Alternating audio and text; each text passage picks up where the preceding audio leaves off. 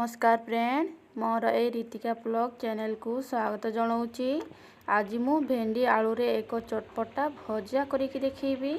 आपण माने या को घरे बहुत सहजरे बनै पारिबे। या को आपण भात रुटी परोटा सहित खाई पारिबे। जदि आज मोर ए रेसिपीटी आपण माननकु भल लागिबो ते वीडियो को लाइक करिवे, शेयर करिवे एवं सब्सक्राइब करि देबे। तेबे चलतु डेरी न करी आज रेसिपीटी आमे आरंभ करिबा। पटा भेंडी आलू भजा पाई एतिर मु भेंडी को एमती धोईकी छोट छोट करी काटी नेछि। दीटी मीडियम साइज आलू को चोपा छड़ी एमती लंबा लंबा पतला करी काटी नेछि। गैस ऑन करी गोटे कड़ाई बसैबा एवं सेतिरे आमे तेल ऐड करिबा। तेल को आमे गरम होबा पाई दबा।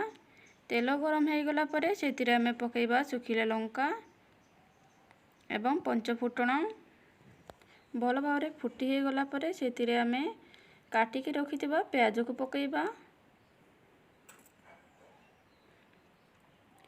प्याज को आमे ब्राउन कलर होबा तक भाजिबा।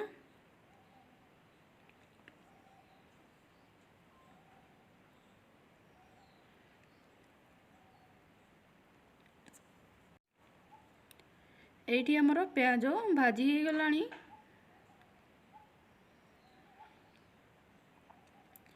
एबे एथिरे आमे काटिके रखिथिबा आलू को पकेइबा एवं एथिरे स्वाद अनुसार लंका गुंड पकेइबा एवं हळदी गुंड। या को भल भाबरे गुळेई नबा। एथिरे आमे भेंडी को पकेइबा नाही। भेंडीटा टिके हमर जल्दी सिझी जाई थाए, आलूटा टिके अधिक टाइम लागे। या को भल भाबरे गुळेई की ढाकुणी दे या को किछि समय सिझिबा पाई छाड़िबा।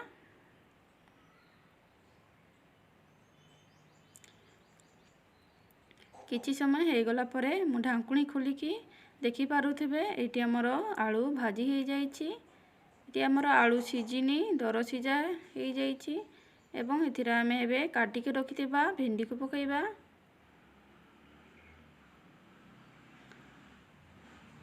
एथिरे आमे स्वाद अनुसार लूण पकेइबा। या को हम भल भल गुळेई नबा।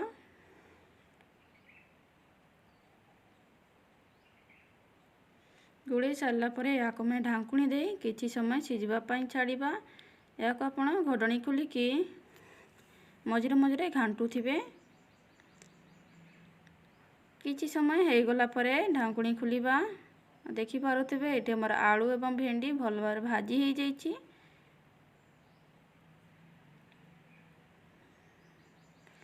देखि दउछि एटी हमर आलू सिझी जाईछि, भेंडी मध्ये सिझी जाईछि।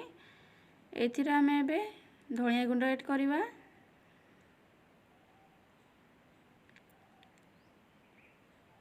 एवं एथिरे मु फाळे टमाटो को काटी नेछि ताकू ऐड करि दउछि। या को भल भाबरे गुळेई नबा। गुळेई सारला परे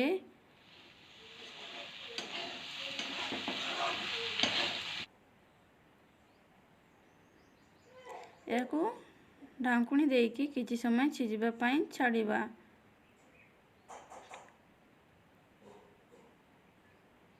किछि समय हे गला परे मु ढाकुणी खोली की देखि पारुथिबे एटी हमर चटपटा भेंडी आलू भजा रेडी हे जाईछि। ते गैस ऑफ करी की या को गोटे प्लेट को काढी नबा। आपण माने भी ए चटपटा भेंडी आलू भजाटा घरे निश्चय बनैबे। और केमिति लागिला कमेंट माध्यम रे निश्चय जणाइबे।